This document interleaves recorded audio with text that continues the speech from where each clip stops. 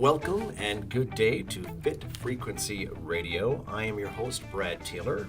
Glad to have you with us today.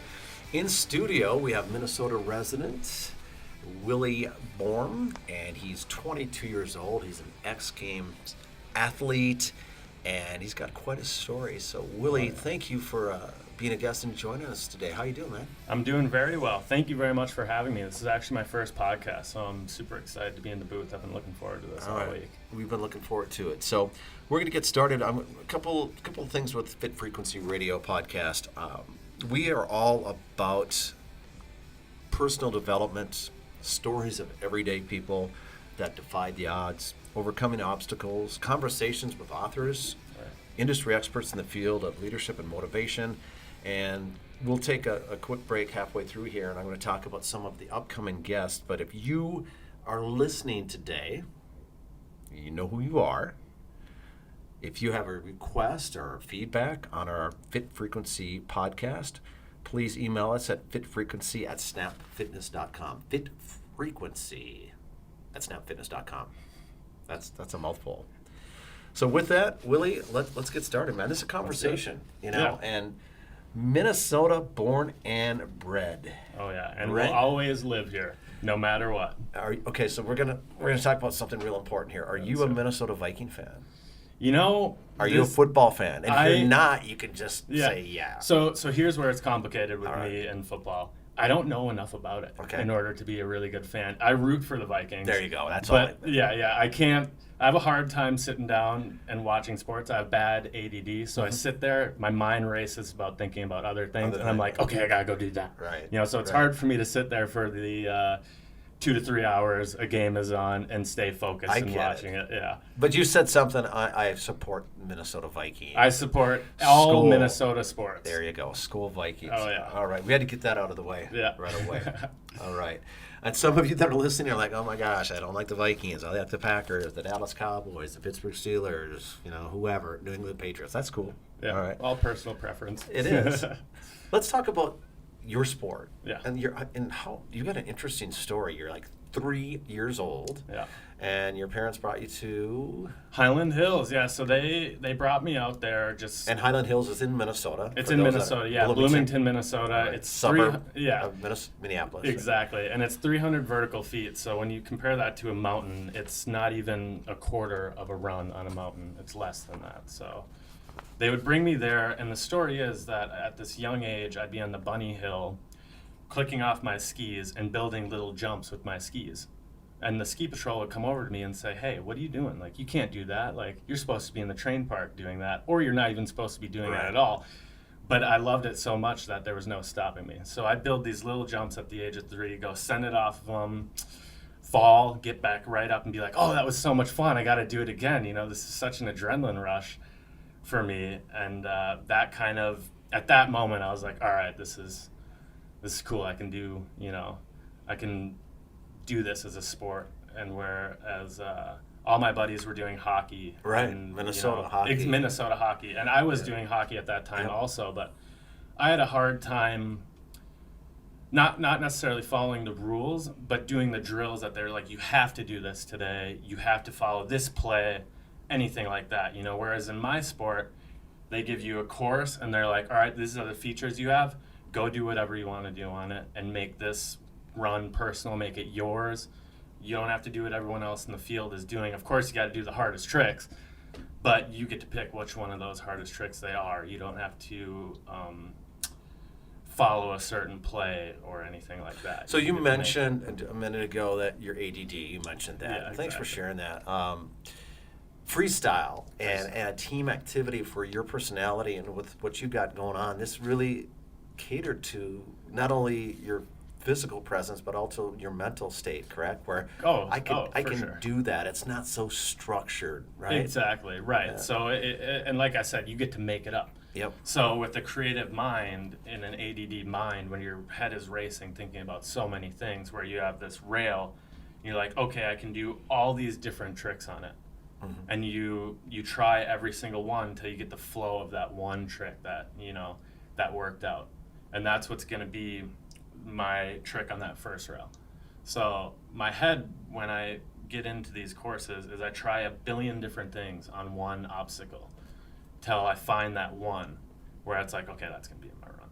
So I met your mom and dad. Yeah. So your background, so your mom and dad, were they skiers? Were they first generation snowboarders? Or were they both? I mean, do you have a sister too? Or No, only child. Only Okay, child, yeah. But I met your mom and Fortunately, dad. I unfortunately, met yeah. your mom and dad here at the Right, club here, yeah, so- and they're awesome. Yeah. So were they skiers, boarders? my dad was a skier at around my age. I think he did it a little younger. He never really tried to pursue it for anything, but he was a skier, but he wasn't that big into it. So the fact that and my mom can't ski to save her life. When I have to, or when she has to ski in order to watch me compete, and I gotta go help her down, it almost takes us an hour. It's pretty funny, but yeah, they were. My dad was a skier, but he was never into it so much to the point where I was bound to be a skier. So the sport. We've talked about this, and we're gonna move forward with your story, injury, overcoming obstacles, and the recovery. How does one become? You shared at 3, but you have. For me, I watch these X Game athletes, and it's not traditional sport. I think it's rad, it's cool, whatever the young kids say these days, right? Yeah. But that process then, so in high school, did you have any type of organized team, or was it you just kind of would go and find the Aspen Games? You can talk about that. Yeah. So with team background, so I was on a team called Nybora in Minnesota, and it was just a local freestyle team, and they kind of created me into the skier I am today. I wouldn't be anywhere without them, because the coach at the time, Martin Sundquist, was the one who told me to join this team.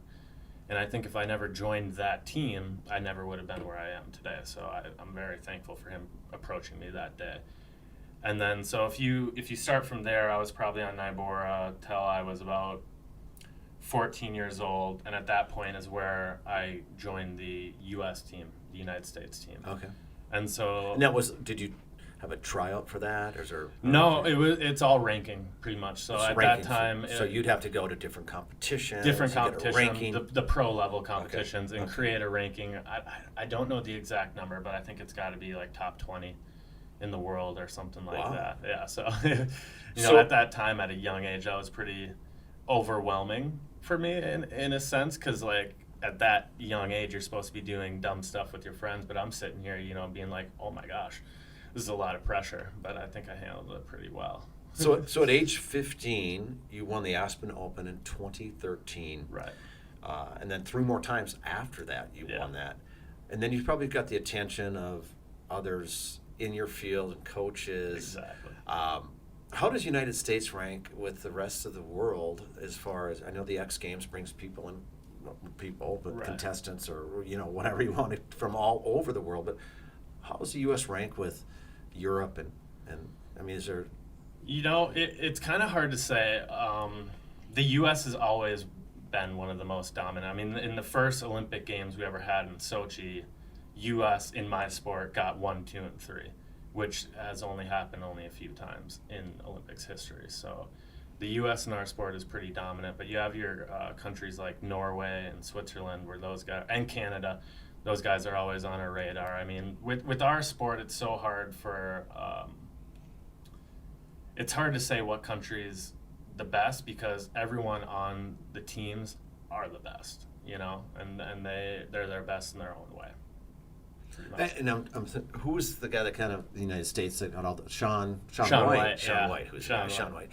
Did you watch him when you were young? Oh, And, all the you time. probably had posters up. Oh yeah, and YouTube so videos. And have you met Sean? I have a couple times, yeah, and he's a great guy, and I give him so much For moving the sport forward. Oh yeah, and he's such a good guy, humbled, and just the hardest working guy on the field, no matter what. I mean, if you look at what he's done in our sport, it's hard for one person to be on the podium at every single competition, because it's, you have your one little mistake, such as if you land and touch a hand to the ground, that could be the death of you, and he never did that.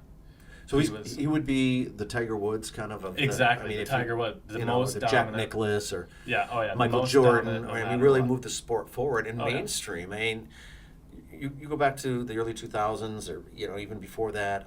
X Games is fairly new, obviously, and it's been growing. And in its popularity. Oh, yeah. Can you take this sport and do anything with the summer games in the summertime at all, or is it? Because I've seen, and we're going to mention, what's your YouTube channel? What's your YouTube handle that you have? Willie Borm. Willie No, Borm? no space. Yeah. No space. Yeah. So I've looked at you. Obviously, I do some prep work before Yeah. I have a guest on, and I've met you more than Right. once.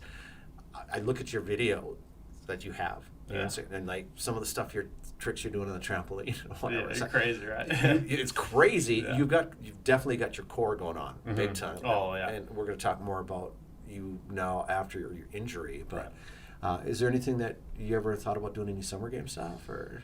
You know, yes and no. When I was growing up, I wanted to be a skateboarder. You know, I had that dream. Yeah. Like, you know, I want to skateboard. Yeah. And I tried it out, but it You never definitely really got the look. Yeah, exactly. And back when I was a little kid, I had hair down to my shoulders, which is really funny. But skiing just won my heart over somehow, you know? So the go-to competition, I'm just looking at some notes here. Yeah. Switch double Misty 1260 double cork. I love these names. It almost sounds like race horses. Exactly. And the unnatural double cork 1080 reverse mute grab. Yeah. Without getting in granular details, those three, which is your least favorite, and have you been injured doing all of these? Obviously. You know, if I think of it, I don't think I've ever been injured doing one of those tricks. Okay. But those tricks are definitely like the hardest tricks you can do in a course. And those are my main three. For when you watch me in the X Games, that was my exact jump run I did. And those tricks are hard. And when you talk about unnatural, people probably don't understand. Like, an unnatural is where it's like writing with both your hands. So if I do a trick to the left is my natural, I have to be able to do that trick to my right as well. And so that was pretty hard to learn when I first was trying it, because it's hard for your brain to think, all right, how do I do a double flip and spin 3 times at the same time the other way? You know, you think about writing a paragraph with your opposite hand, and it's, you know, almost undoable. Right. And you got to do that off a 100-foot jump. So the mind's got to be willing. You know, we talked about fear, and fear is a good thing, but it can also paralyze people, right? Oh, Mentally, for sure. and obviously physically. Shared that acronym. What's the acronym I shared with you a little bit earlier? Fear? False evidence appearing real. Yeah. Yep. And I live by that every day of my life. Yeah, and you have to. We're speaking with Willie Borm, X-Game athlete, age 22, Minnesota born and bred, a Snap Fitness ambassador. Thank you very much. You're down in the club 3-4 times a week. You're working with Mike Mazaka. Oh, yeah. Right. And we just started working trainer? together about a month ago, and my progress with him has moved fast.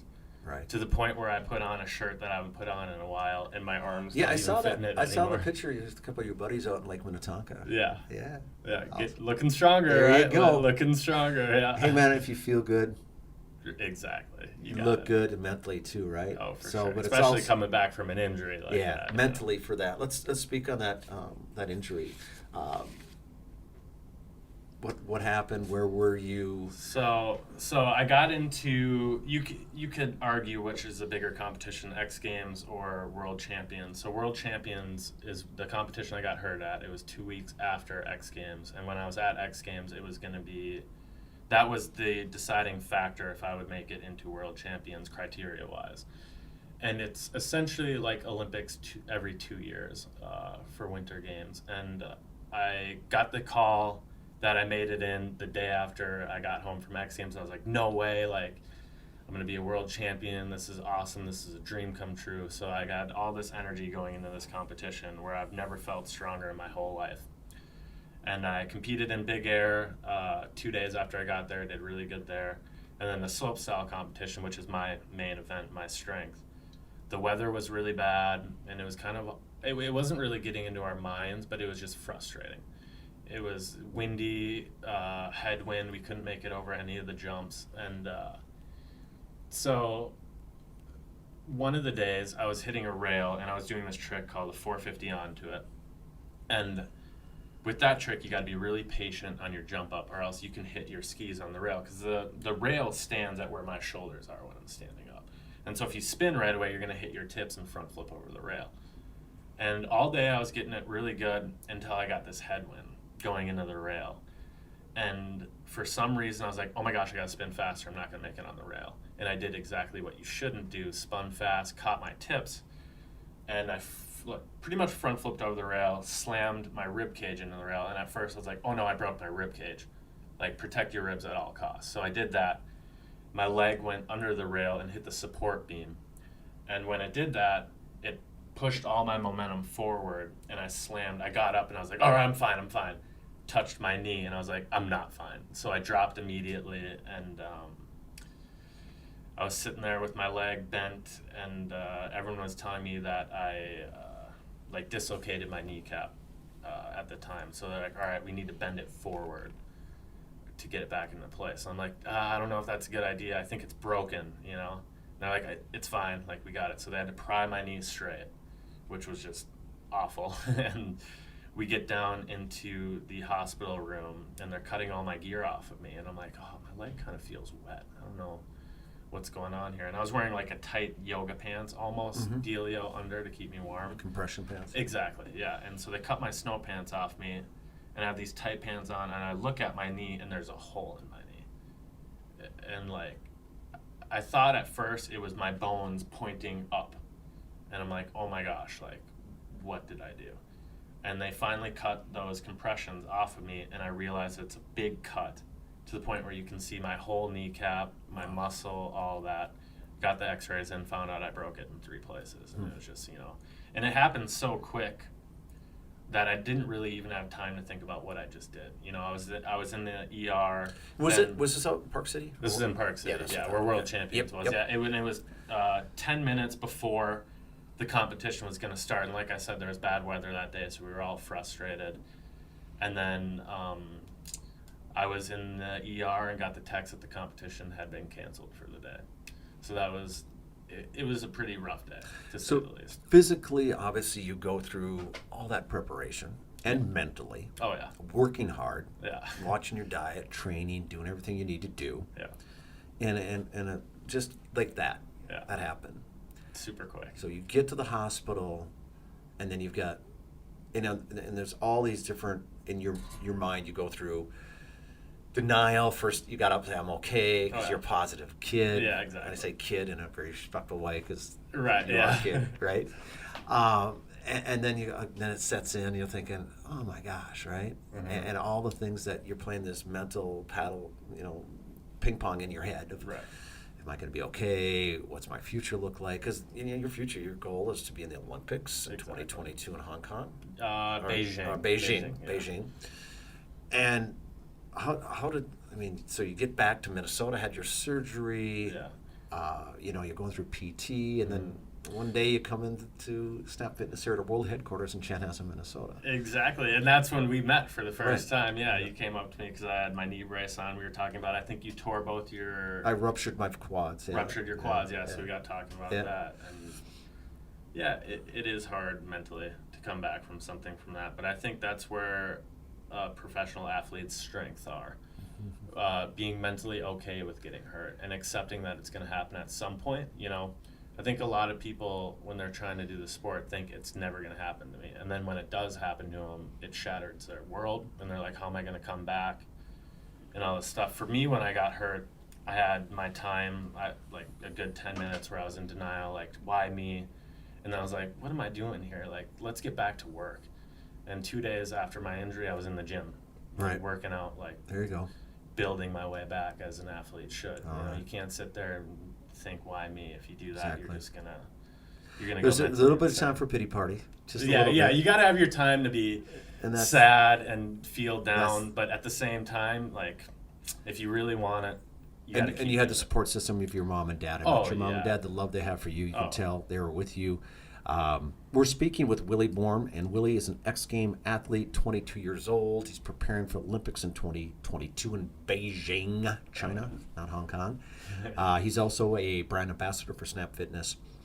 We're going to take a quick break. When we come back, we're going to ask some fun questions, like favorite quote, favorite book, movie, your playlist, and talk a little bit more about heart rate technology. Yeah. And, the MyZone, and working with Mike, your wonderful trainer. So we'll be back. This is Fit Frequency Podcast. If you have questions, it's fitfrequency@snapfitness.com. and we'll be back in just a short minute. This summer, take your Snap Fitness membership card with you everywhere, no matter where your fitness journey takes you. Because when you become a member, you belong to every Snap Fitness location. Whether you're planning on a nice staycation at home, traveling to visit another state, or even another country, you can get in a great workout anywhere you go. To get started and begin your fitness evolution, sign up for a membership today, online or at any Snap Fitness club. All right, guys. I just wanted to let you know of upcoming guests. When I say guys, I'm talking to you out there in the listen audience. One or more, hopefully, are listening to this podcast. My name is Brad Taylor, the host of Fit Frequency podcast. And coming up, we have in future guests, we've got some really good guests on tap, all lined up. Allison Capra, she is a best-selling author of How Not to Be a Miserable Cow, A Gypsy's Guide to Life, Love, and the Pursuit of Happiness. So this podcast is dedicated to personal development, stories of everyday people, defy the odds, overcoming obstacles, conversations with authors and industry experts in the field of leadership, motivation, and fitness, and health for that matter. So I do know Allison. She's going to be coming on our show in the recent, or not recent, but in the future here. Honor Recorder, best-selling author and speaker. You must write a book and stop trying so hard. Personal development. We're working on Tony Horton, who is P90X founder and speaker and great storyteller. Ross Bernstein, best-selling author, Minnesota resident. He has interviewed over 100 sports stars like Wayne Gretzky and all sorts of other sports stars and on attitude and personal development. Stephanie Peters, best-selling author, business coach, founder of BossLife.tv. So a lot of great guests coming in the near future. If you have a request for a guest, please email us at fitfrequency@snapfitness.com. All right. So back to Willie Borm. Willie, post-recovery, you told your story, you shared your story with us. I met you, you started just kind of moving and grooving from rehab, and then you started working with, and I always mess up his name, Mike Mazzaka. Mike Mazzaka. I love that name. And Mike's a personal trainer here at Snap Fitness World headquarters in Chanhassen. Working with Mike 2-3 days a week, obviously working on your core, working on flexibility, and we also have this wonderful tool, MyZone, which is heart rate and wearable technology. Remember my new favorite workout. Remember when I got accessory. that? And I got that set up for you, that MZ3. Yep. And you were you were listening, and they're like, when you first met me, who's this guy? Man? Yeah, who's right. this fitness guy? Whatever. Just share what you like about MyZone and how it holds you accountable and working with Mike. One thing I really like about the MyZone is the calories that you can see how much you burn during a workout and tracking all that stuff. It's almost come to the point where I can't work out without it. Like I feel like if I miss a workout and I've only missed one without my heart rate on, I was like, oh my gosh, why would I forget that? Like now I have no idea how many calories I burned. So I love my MyZone. You got the blue, green, red, and yellow. Oh yeah, right? blue, green, and red, and yellow. You get in the red and yellow, but you shouldn't stay in there for long. Exactly. Yeah, it's don't more be in the red anaerobic. for too long. Yeah, Not too that's long. when your vision starts to get a little blurry. And your blood sugar kind of gets a little crazy Exactly, too. yeah. But like I went on a bike ride the other day, and I go on bike rides all the time, but I would never know how many calories I would burn or even how long I was on my bike for. And I get off my bike and I realize I burned 2,000 calories. I'm like, what? This is so cool. Like, and then the maps too, the MyZone effort points. Exactly. With you put your height, weight, age, sex in there, and it's got the app. Mm-hmm.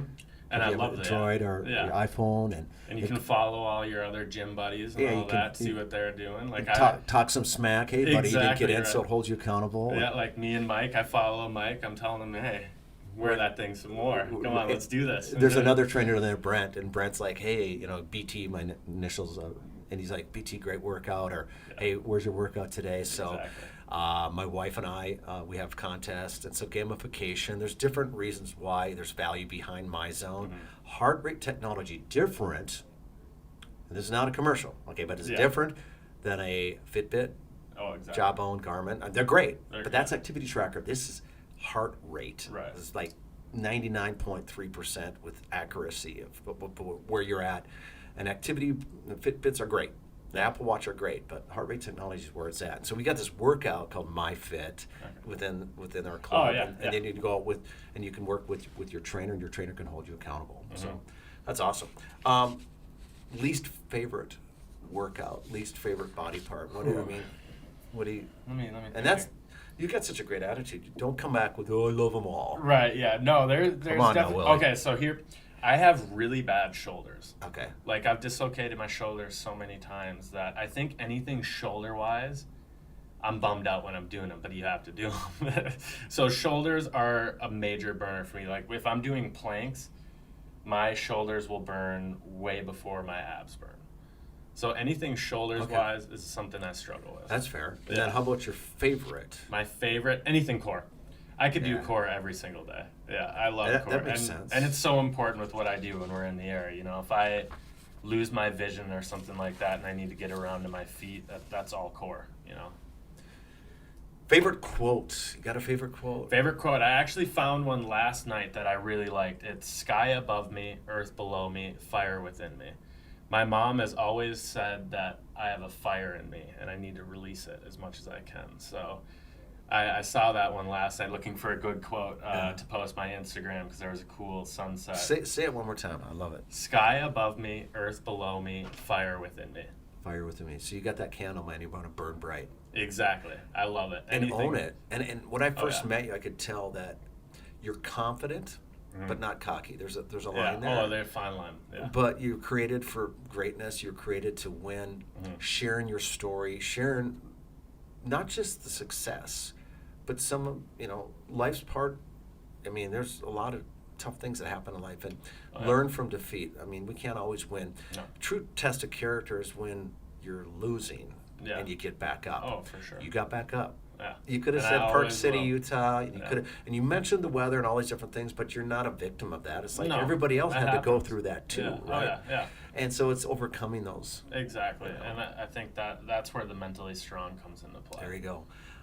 Any books at all? I know you young guys and gals, books are probably...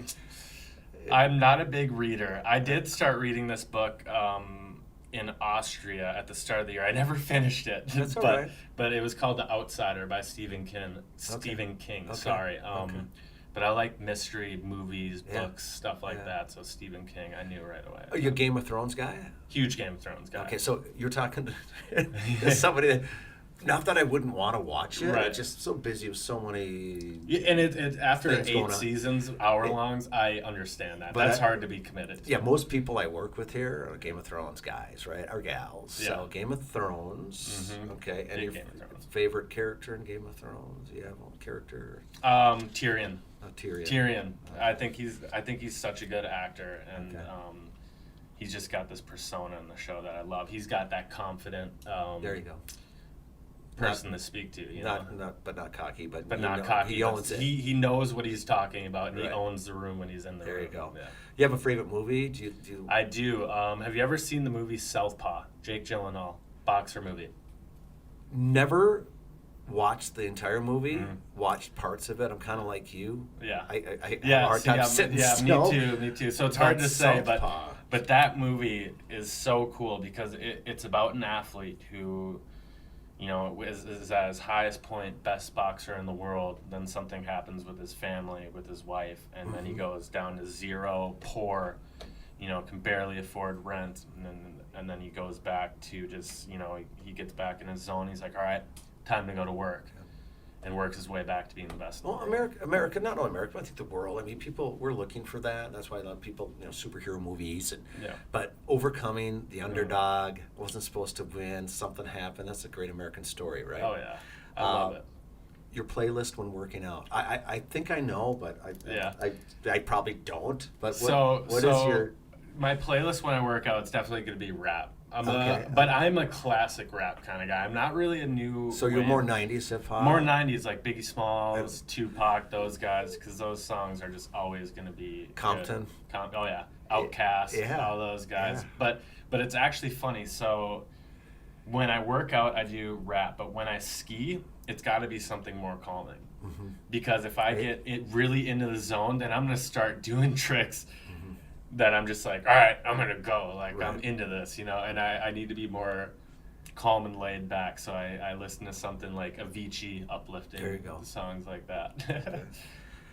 So, in finishing here, we're speaking with Willie Borm. Thank you for coming in, Willie. Thank you. I know you're busy.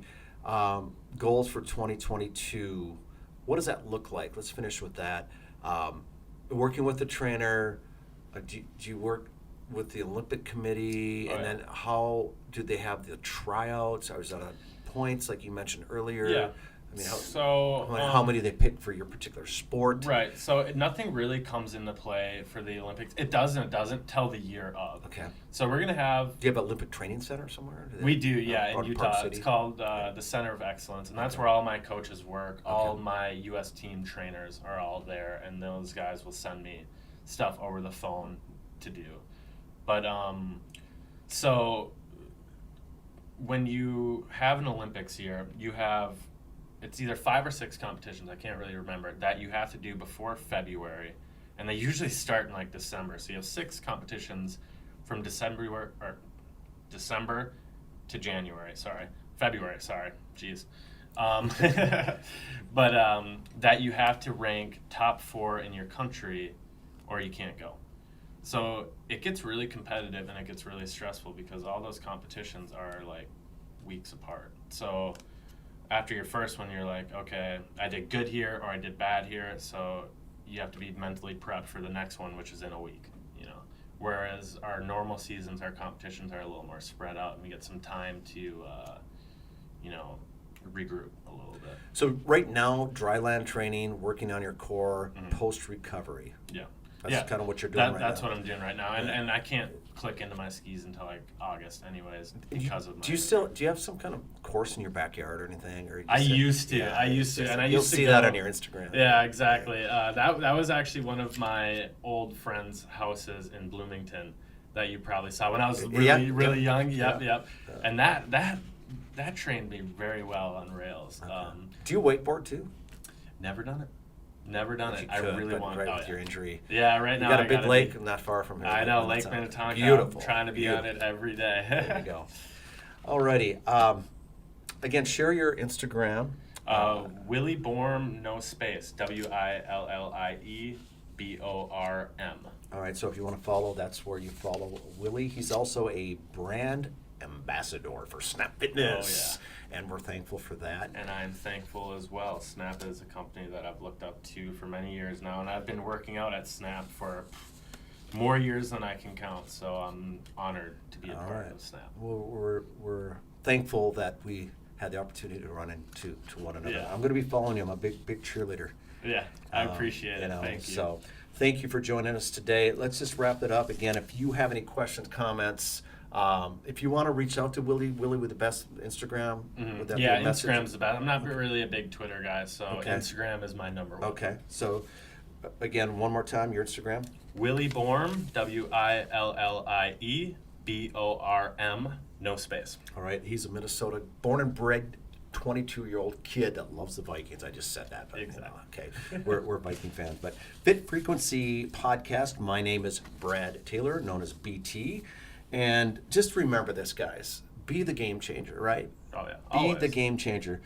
And be the sail, not the anchor. Think about that one. Chew on that one. Let that digest.